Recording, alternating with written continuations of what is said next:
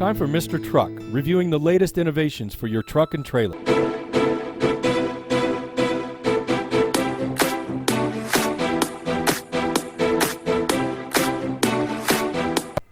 Finally, I get to go see the Geny Hitch Factory. I've been wanting to do this for years. I always wanted to see where the world's best built hitch was made and what it did. And now, thanks to TFLtruck and Andre, I get to go to the factory and watch them build it. Now I understand more about why it's the world's best built, most heavy duty hitch. It's awesome. Watch what they reinforce, where they double everything. It's just incredible. But I'm here at the factory and I want to show you all these things so you'll understand too the process they go through. That's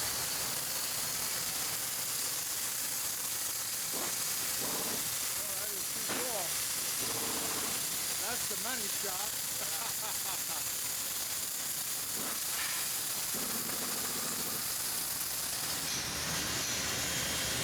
Oh wow. That's one of those beaks that dips in there and makes the thing fall over. Those old look like birds.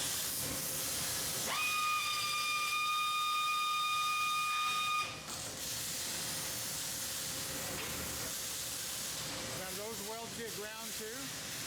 They'll get surface machined, yeah. Okay. On the top, not the weld itself. So now we're going to start on new parts too. Oh, cool.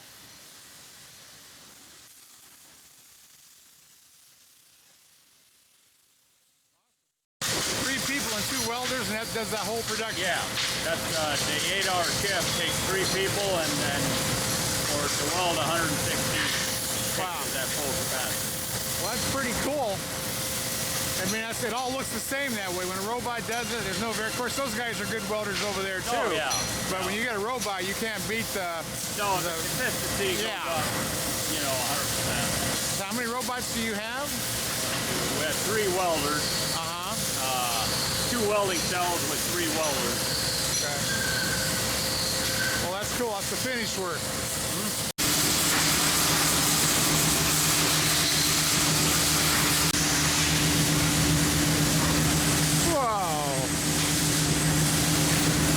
That'd be a finish. Well, that's what you see here. Wow. We'll just start welding again. Well, that's cool. Can we go on the other side and watch the weld? Cooling section. Wow, those are some big welds. I don't remember seeing them that big. You guys grind them down? No, we slice. Yeah. Okay. Right here. We're going to see how the robot can. Right, we call that the pintle saddle. Yeah. Or your pintle sits in there and where it doesn't flop back and forth. Yeah, we talked about that in that Gene video. Okay, so the pintle trailer part will come in here. Yeah. And then you close it down, right? Right, with that little block. Yeah, like that. Yeah, see that new hitch you have, that 2.5 has that on it. Yeah. Yeah, that's what that's for. So,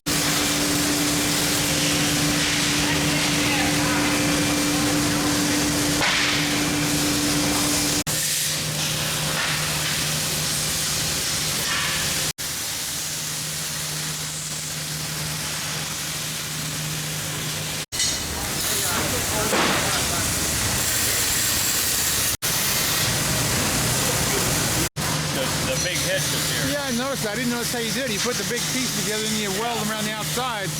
So that thing is like double strength. Yeah, that's how we get our high capacities that we do. Yeah, that's cool. Because of how we put them together and the added strength by putting this on and welding around them. Now, are those boxes all individual originally, or do you start with a die that punches out as many as you need and it's all one piece? This piece? No, the other piece, the piece in between though. Yeah, we buy that in 24-foot length back there on the rack. Oh, so it's like a billet kind of thing. Oh, wow. Actually, the actual receiver tube that doesn't have the weld on the inside. Oh, well, that's cool. I wondered how you did that. Yeah, because when I see them finished, they have all that on there and all welded up. You think it's all one piece. Yeah, it looks like it. Yeah, that's awesome. Kind of what it's meant to be, look like. That's what makes them the heaviest duty hitch on earth. Yes, for sure. Go to powder coat. So, essentially, after they're done welding, they'll look like that. After they're done doing What punches the holes out there? Well, we haven't this punched. is done in the machine here. Okay. So it's all solid walls. finished product, ready for powder coat. Well, that explains pretty well how they're made. Yeah. Yeah, that's interesting. That's why that wall's so thick. It's like two pieces. They used to call those reinforcement lips. Like on a receiver hitch, they put that round band on it. Your pinholes are back there. Yeah. Have you had a problem with those pinholes offset? Is that enough variation? Yeah, we put a little bit of the hole's kind of egg-shaped, if you will, to kind of get all angles. That's hard to do because there's some of these older ones are really on a different angle. Square tube. It's not a tumor. It's not a tumor. Okay. That's a big Tex one there. Tubs of ball mount. We actually send these out to get heat treated. So that I think they're waiting on that. And this is where torsion rubber is installed. Weight distributing hitch bar? Yeah, it's a weight distributing shank. Now you got away from the two shank one for a while. You Yeah. had the two one. These are all one piece. There's nothing welded on these. That's rubber in it, basically. So we powder coat them first. The reason for that is to get the inside of this tube all coated so we don't have any rust running out. Gotcha. And then you insert that steel shaft Steel shaft. and 4 rubber cords, basically. Yes. Are they and dipped in nitrogen, or what makes them cold? This machine right here. Oh, that freezes them, or Yeah. injects the nitrogen, So or the nitrogen tanks are nitrogen. back in here. Yeah. You can lay that down there. So basically what'll happen. Oh, yeah. They're small here. We got small pieces here. All right, so let's talk about how the torsion actually works. So basically this is our inner bar, which would essentially go all the way through and come out the side like that. It'll sit Like in, a diamond shape. yeah, it'll sit in there like that. Okay, And this is where the arm attaches to. That makes it work. okay. And there's 4 pieces of rubber that go in each corner. This is actually how we insert this is we use liquid nitrogen. We have a press. In other words, It would go in there and Yeah, that go kind in of there. expand, right? well, what happened, this is the actual size of it. So we press this to this egg shape right here. Okay. We have a die that we have that this gets pressed to. And we freeze it with liquid nitrogen. And it'll stay frozen for about a minute.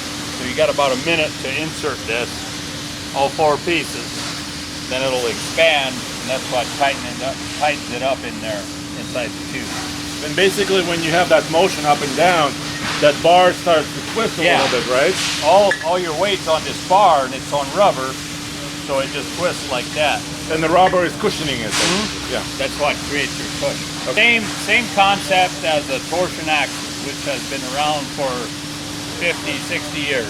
Yeah, Airstream had them in 48, long time ago. So it's a proven technology. It's not something that we just came up with.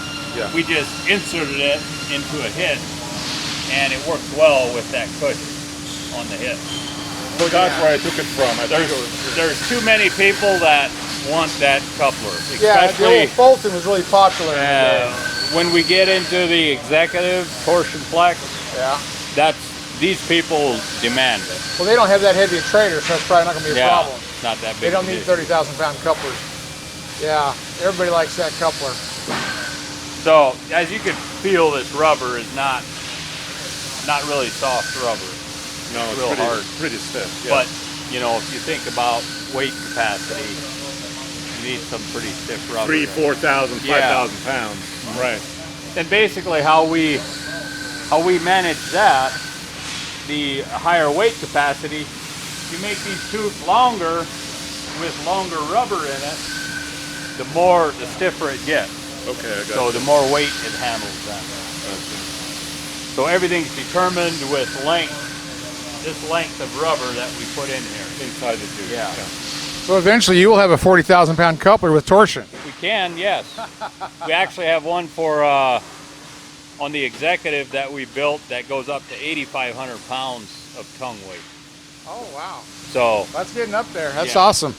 that thing looks like a giant. Well, that's the future. These trucks keep hauling more and more. You got to make bigger couplers, bigger hitches. So when it's all pressed and finished inside that square tube, it looks like this.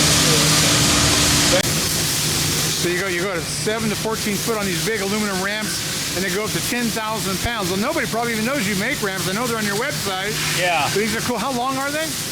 We go from 7, we build a 7 foot, 8 foot, and a 10, 12, and a 14 foot is the longest one we make. Wow, well, all the car haulers need one of these. Yeah. This is awesome. Then you welded, y'all built here. So this is to make this is a die that we actually had to get made. It's a double wall tube. So to add extra strength, that's how we can get the capacity out of them that we do. Okay. Wow, so this one's a little different here, huh? Or is this just upside down? Or? That's upside down. That's upside down. Yeah. Okay, that makes sense for the wedges.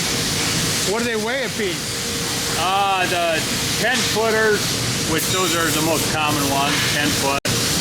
I think they're around 60 pounds, 50 or 60 pounds a piece.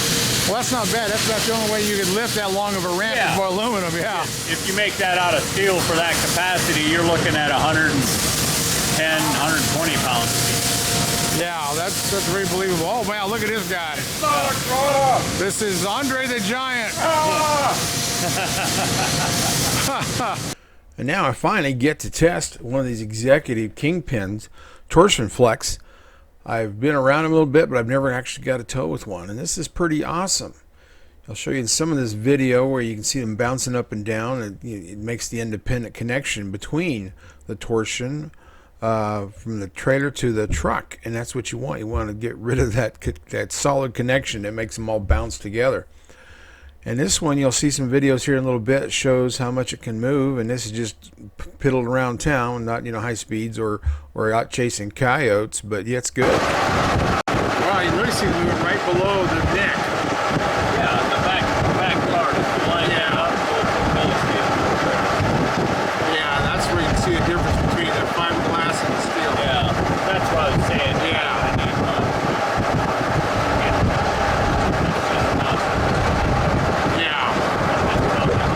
Yeah, there's some good movement there.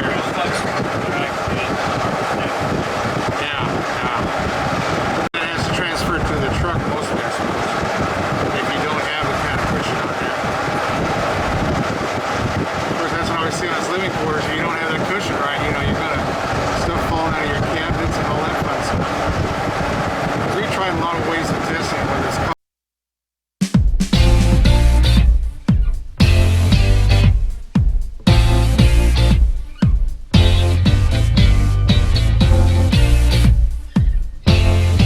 forklift needs to drop down at all for you to get the right angle? Yeah. Drop it down a little bit. Follow me? Yeah, I follow you. What are you talking about? okay, Andre. We don't Act have forklifts. We're doing yeah, we this do it with all. raw power. Yeah. Okay. All right, Push it in there. Get that bolt in, Carl. Mr. Get it Truck, on are you there. ready? I'm ready. Okay, Get Carl, up in there. go. Okay, is it Go in? for it. Okay. I'm Zap holding it in. it. All right. All right. That was an easy install. Are we high enough? Yeah, we're quite high enough.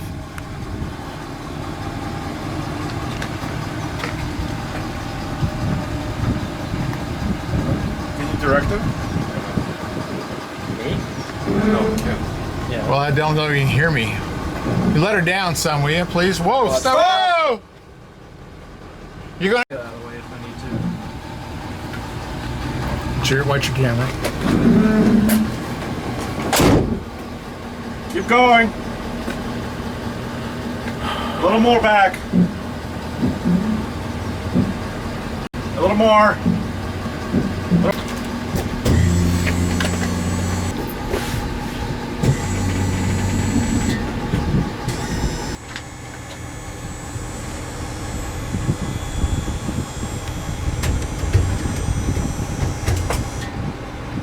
Here's the glider hitch we've used several times. It's a single bar. It's for the lighter trailers. It works great. It's just we put a weight distributing hitch. It's Gen Y hitch, the powerful shock absorbing torsion coupler. And this one is the Pegasus. It's sold a lot for horse trailers. A lot of it's because there's a 4-inch gap here that allows the whole hitch to go up higher into the trailer for these tall trucks. And that seems to be all there is tall trucks. So that helps. But this is an 11-inch reach from the neck to this front coupler, and that 11 inches makes it easier for short bed trucks. But also on some horse trailers with a big wing gusset, that part that goes right here and down, it's triangular plate that goes from the coupler to the neck.